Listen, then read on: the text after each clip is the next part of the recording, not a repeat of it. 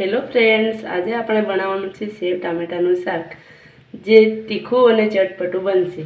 તો આપણે ચાલો બનાવવાનું ચાલુ કરીએ. સૌ પ્રથમ આપણે 2 થી 3 પળી તેલ લઈ લેવાનું છે. તે પછી તે ગરમ થઈ જાય એટલે તેમાં જીરું ઉમેરવાનું છે.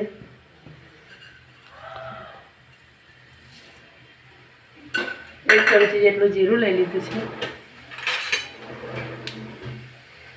જીરું થોડું ચટકી જાય તે પછી આપણે લેવાનું છે આદુ લસણની પેસ્ટ. એ સારી રીતે સાતળી લેવાની છે, લાલ થઈ જવા દેવાની છે. પછી તેમાં આપણે ગરમ મસાલો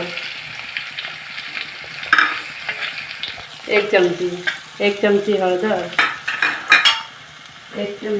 1 ચમચી લાલ મરચું પાવડર, 1 ચમચી જીરું પાવડર. પછી તેમાં આપણે થોડું પાણી ઉમેરીશું.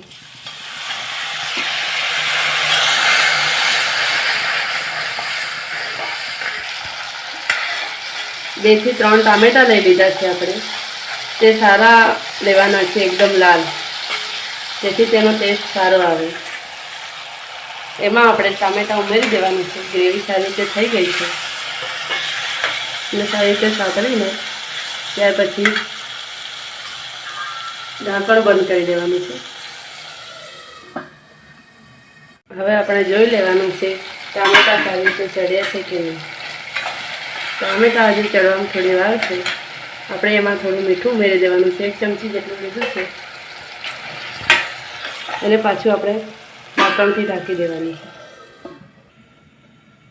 5 મિનિટ જેવું થઈ ગયું છે. આપણા સેવ ટામેટા સારી રીતે ચડી ગયા છે. તેમાં આપણે થોડું ગ્રેવી કરવા માટે 1 કપ જેટલું પાણી ઉમેરીશું. તમને જેટલું જરૂર મુજબ પાણી ઉમેરી શકો. અમે 1 કપથી વધારે થોડું ઉમેરીશું. હવે આપણા ટામેટા સારી રીતે ગ્રેવી થઈ ગઈ છે. એમાં આપણે માપમાં 200 ગ્રામ જેટલી સેવ ઉમેરવાની છે. પછી એને સારી રીતે મિક્સ કરી દેવાનું.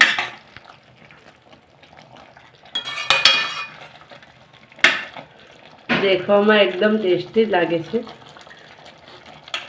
તે પછી લીલા ધાણા સમારેલા ઉમેરવાના છે.